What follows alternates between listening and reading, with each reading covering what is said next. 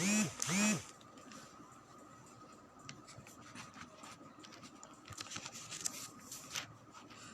hi guys. I'm gonna wait for a little more people to join in and then I'll start.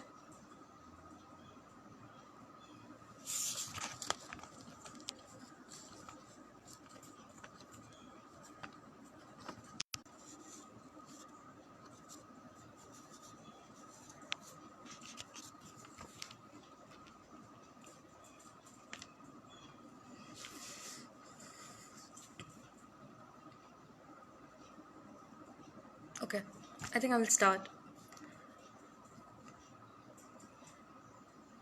Should I wait for 5 minutes? Let me wait for 5 minutes.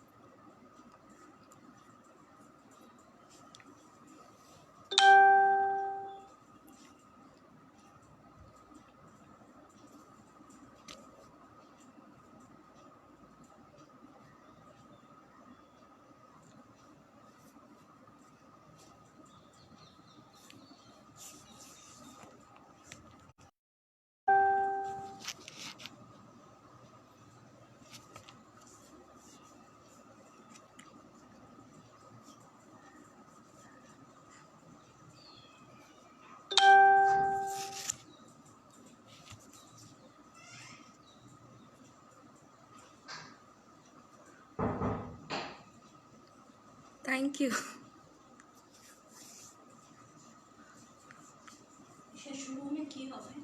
Might have started already.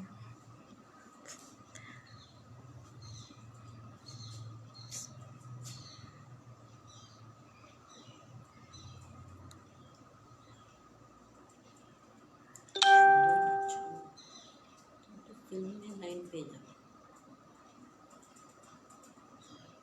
Sandeep will give you a call. Thank you. God bless. Okay, so I think I'm gonna start now and then people can join in later, whoever has to join. So I'll briefly talk about my journey with depression, anxiety, and PTSD.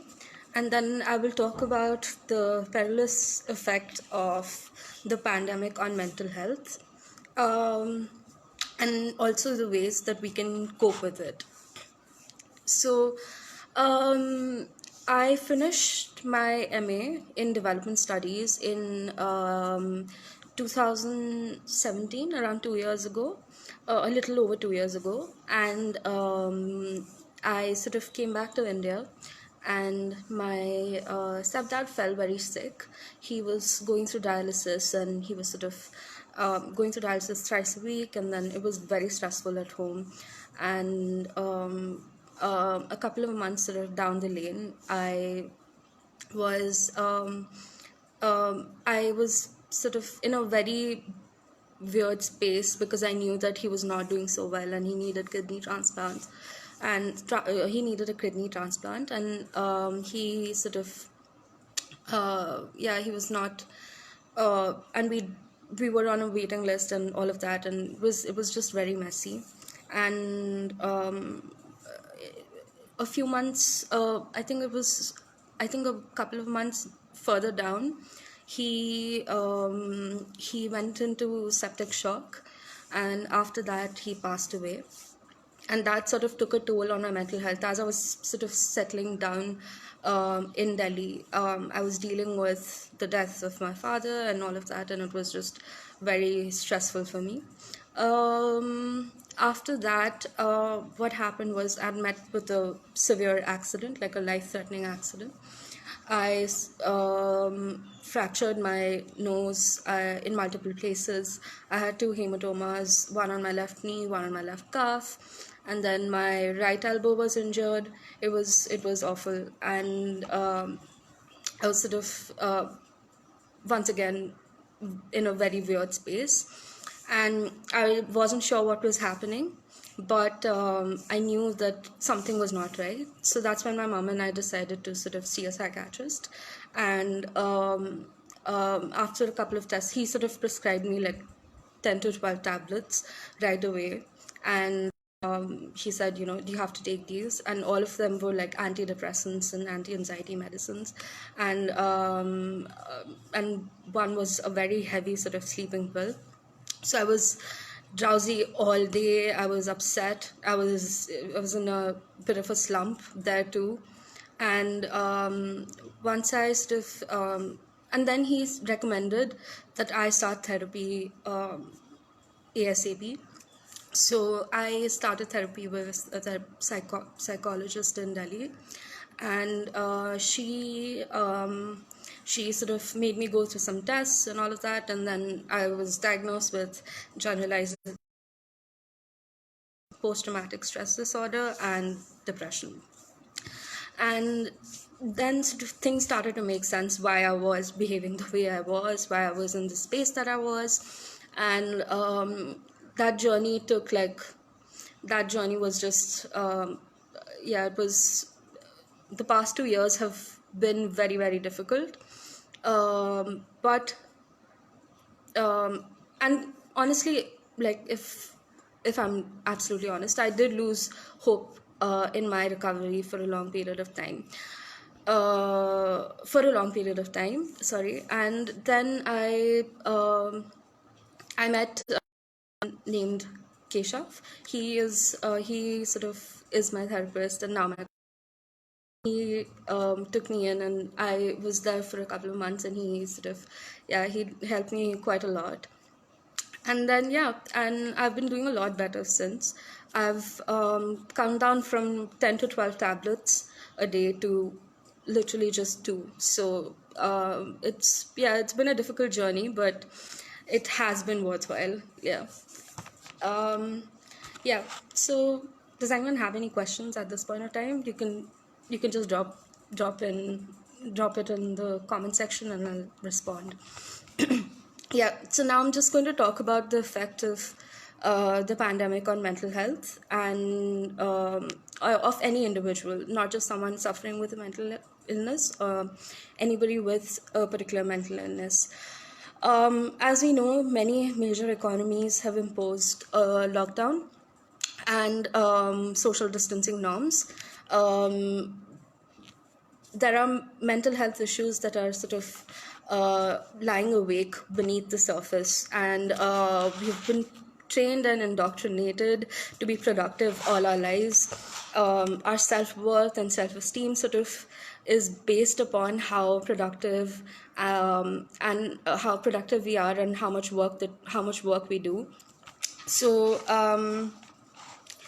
so it is sort of difficult for a lot of people to cope with the lockdown in that sense. Over 1 million people have died because of coronavirus, and over 24 million people have been affected by it. So it is one of the most chaotic periods in history, and a lot of people have because of so it's and the lack of productivity because of that is starting to take a toll on mental health of a lot of people. I know a lot of my friends are affected because of it. It's not helping anybody.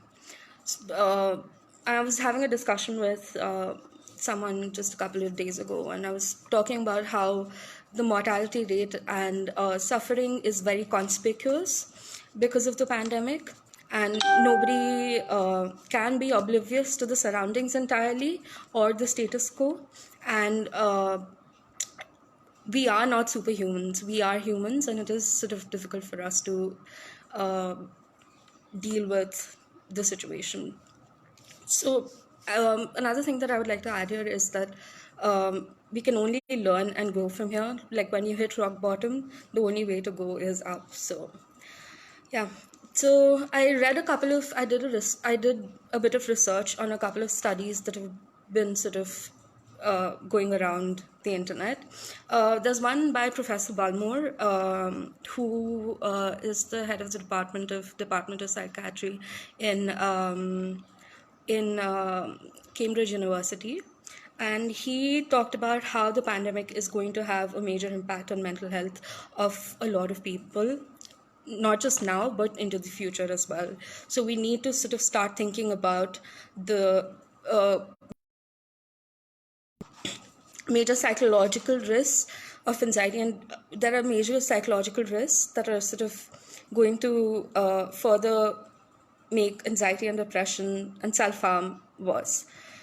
So it is important to think about the policies to manage unemployment and poverty, because they play a massive factor in uh, in mental health uh, in mental health problems. I'm sorry, I've just received a question. I will respond to it shortly. Yeah, and it is important to explore ways to cope with the pandemic, and there is an urgent need for mental health well-being. Uh, it is important to sort of support mental health well-being. Sorry.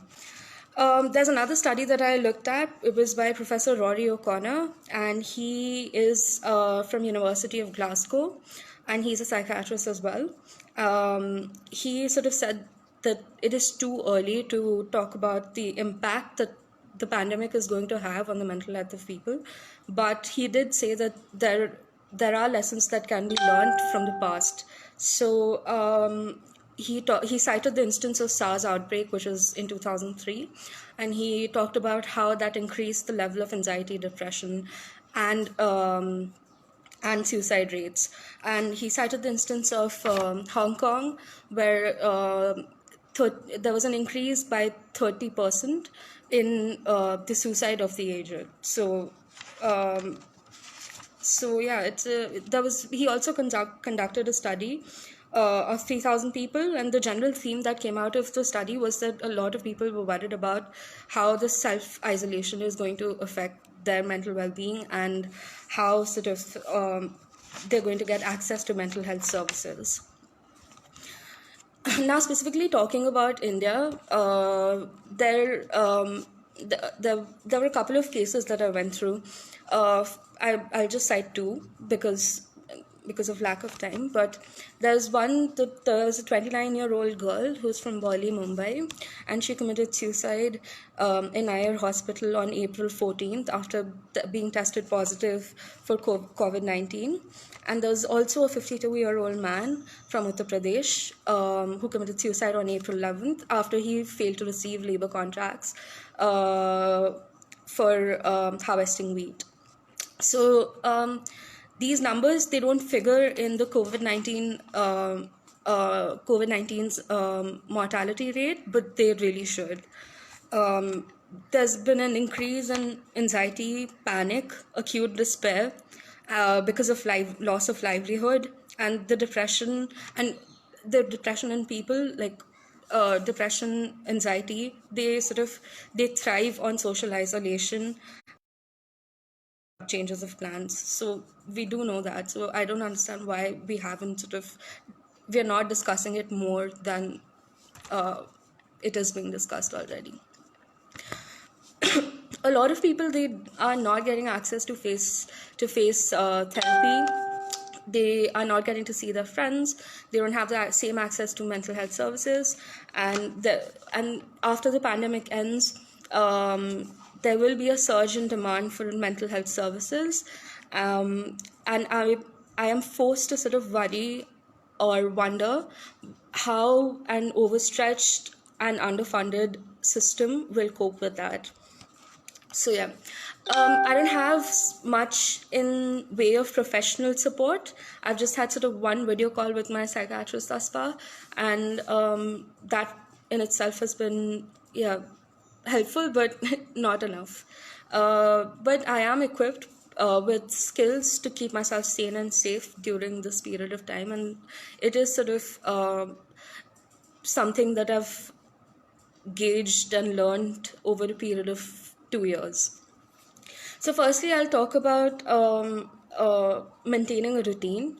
I think it's very important to maintain a routine because it sort of keeps a sense of purpose and hope. You can keep or perhaps a notice board. If you have a whiteboard, that would help. It is important to stay active. I mean, you can exercise indoors, you can exercise outdoors if you have a garden or a terrace. There are a lot of videos online that sort of have exercising, uh, just the how to exercise. You'll find it online. So just stay active. It'll keep the feel good chemicals serotonin and dopamine intact. So it will help you sort of feel better. Secondly, I'd like to talk about reducing the intake of social media and news in general. Um, Individual, like personally, I think I can only take so much of information at a time, because it tends to affect my anxiety levels. I get very anxious if I sort of see too much of suffering or too much of um, sort of just death around me. So after a certain period of time, I shut down my devices, and I take a step back, and we know our own limits. So just set your own limit to what you can take, as to what you can take, and you can maintain your anxiety levels there just by doing so.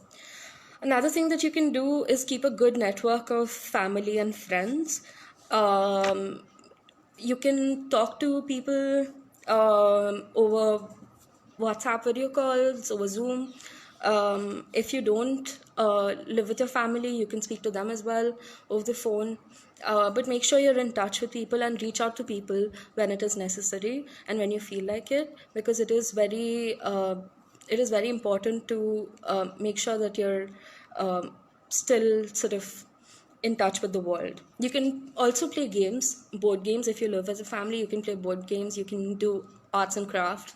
You can, if you don't live with anyone and if you live alone, you can sort of just play online games with your family. There are a lot of multiplayer games. You can, you can paint. You can do a lot of video calls. That helps. Another thing is that I do daily is practice gratitude. I think it is important to be thankful of the things that are around us. Not only that, but you have to be thankful of yourself and of the things that you do. So there was a certain point in my life where I was just waking up, and for me that was enough. So I was thankful that I just woke up, and that was okay. So if you do that, that is also good. But if you do more than that, that is also fine. So just be thankful for whatever you've done for yourself. Brush your hair, go take out your PJs, and uh, sort of wear something different. Try to sort of look around your room and think of the 5 things that you're grateful for. So as I'm looking around the room right now, I'm thankful for the refrigerator that's in front of me, because it sort of keeps the food from not being getting stale. And I'm thankful for the books behind me that I am reading and I will be reading. And I'm thankful for I'm thankful for sort of the table that's in front of me, because that helps me eat my food better. Yeah, so you can just look around and think of 5 things that will help you. Another thing that you can do is set short-term and long-term goals. Short-term goals will be for like 2 days. So going back to point number 1, where you will be setting a routine. So think about like what you'll be doing for the next 2 days. Long-term goals will be more so about how you're going to live around the pandemic time. And if you live with a family, you can talk about the challenges that you'll be facing with your family, the concerns and expectations that you have, and also the roles individually your family members can play for better times. This also, you can also sort of just talk to them over the phone about this. That will also help. Um, yeah, so those are your short-term and long-term goals. And just make sure you're on the same your friends. Um, yeah. Another thing that you can do is meditation. There are a lot of mindfulness meditations online. You can take that up. That helps a lot. Um, if you sort of look for guided meditations online, you'll find that too. There are a plethora of videos about meditation, so you can find that. Another thing that I personally do is I have two furry little friends. I have a 7-year-old Labrador and I have a 4-month-old pup.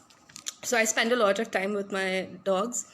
So if you have furry friends, spend time with them, spend sort of as much time as you possibly can, because that helps a lot. It's good to sort of give unconditional love and receive unconditional love. So it's very helpful that way. Um, Another thing that, speaking of living beings, you can also adopt a plant and you can water the plant, take care of it. That also helps. That is a distraction to a certain extent. Um, this is also a time for you to pick up a hobby if you don't have one. And you can also, if you don't, or if you already have a hobby, you can sort of just engage with that a lot more. So I personally like reading, I like baking, I like playing the violin, and I sort of engage with that a lot. And I listen to a lot of music too, and both instrumental and vocal. So you can yeah, you can sort of engage with that and indulge uh, with your hobbies. Yeah. And then it is another thing that is very important is to get sound sleep. So 1 hour before you go to bed, make sure you turn all your gadgets, devices, everything off. Um, make sure you don't have any access to the news or social media in any way, because it sort of keeps your mind active. So it's very difficult to go to bed if your mind is sort of, you know, very, very active. You can also listen to white noises, which I tend to do. Listen to white noises or nature sounds, or read just before you go to bed, because that sort of helps to sleep in a better manner. Um, Another thing is cut down on caffeine. I know it's very difficult because I love coffee, but I have come down from over 5 to 6 cups a day to none. Uh, Caffeine sort of keeps you awake at night. It increases your anxiety levels. It's not worth it. Just keep it cut down to like 2 cups a day, or how much ever your body can take until sort of your anxiety levels go crazy. You can also reward yourself with Netflix, any sitcoms or sitcoms or movies. You can sort of. I've been sort of watching a lot of Netflix, so Netflix is sort of it's a good reward for me. If you have something on your wish list right now that you want to watch, now is the time you can do that. So yeah. And make sure you have designated hours for work, school work, university work. Just make sure you have designated hours and you don't stretch it beyond that, because that will also cause a burnout, which is not good for you. Yeah. So that's pretty much all I have. And I know this is not a happy period in history, but it will be remembered as a period where there was redemptive meaning and hope. So I mean, I know the pandemic is not good. We would have been far better off without the pandemic ever happening, but this is the world that we live in. And as the Buddhist saying goes, 10,000 joys, 10,000 sorrows. As much as we wish, we cannot avoid suffering. So perhaps it is important to sort of cope with the suffering. It is important to learn how to cope with the suffering as well. Yeah, and it is important to sort of respond to a situation instead of react to a situation. So therefore, don't stop yourself from doing something that you can just because you cannot do something. So everyone is vulnerable right now, and everyone is suffering, and in their own way. So yeah, it is important to keep your hope up high, and this is the time when you can actually connect with, not just locally but globally, with a lot of people. Yeah. Now I'll just check the questions. What would be your suggestions for and advices for our graduate students who are anxiety prone due to this pandemic, especially there's so much uncertainty? I think I've suggested the coping mechanisms. That is pretty much what I have been doing personally, and I think that has been very helpful for me. So I would suggest that they also take these sort of steps into consideration, and that would help them as well. Um, yeah, that's very important to point. Raise to be thankful and give your gratitude. Okay.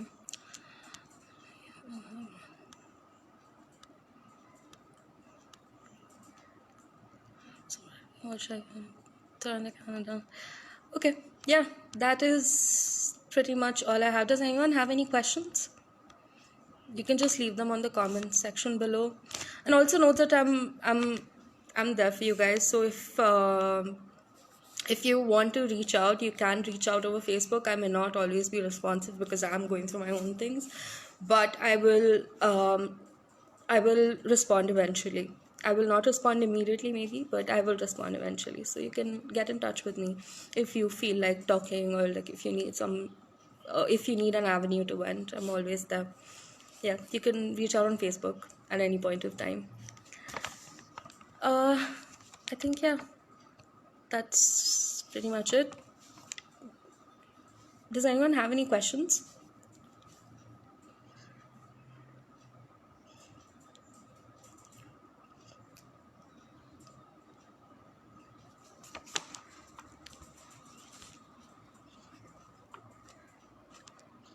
Also, if somebody wants a reading list of just books that they should read or they can read, I can send that too. Just send me a message on Facebook if you want it. I have a compiled list of books that I've read over the past 2 years. So, yeah.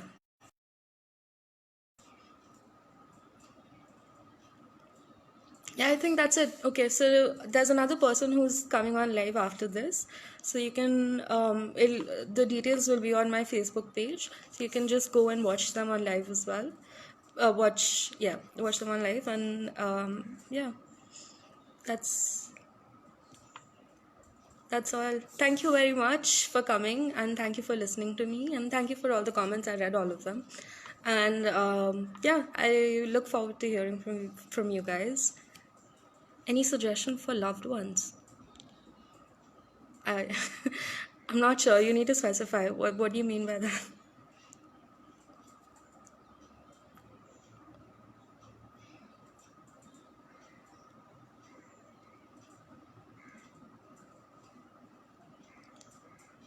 Okay, you can just send me that message on Facebook. I'll respond.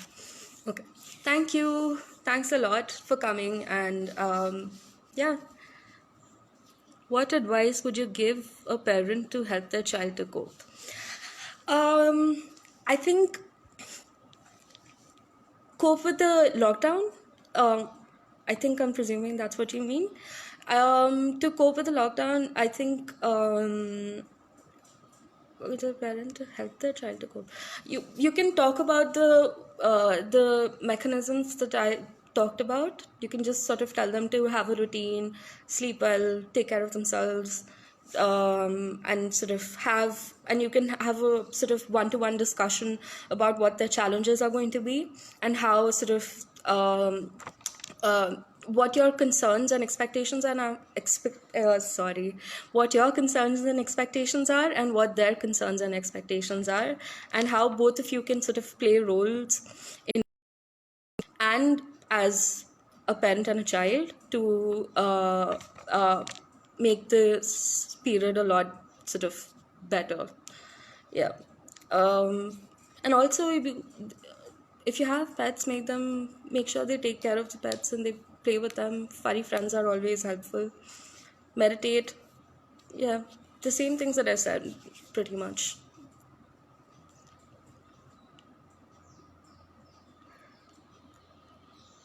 Yeah, that's it. Go on to my Facebook page. Someone else is coming on live next, and you can sort of have a look. All the details are there. And thank you for joining in. I appreciate it very much. Cheers. Also, I'm there for you guys, so just send me a message if you need anything at all. Thank you.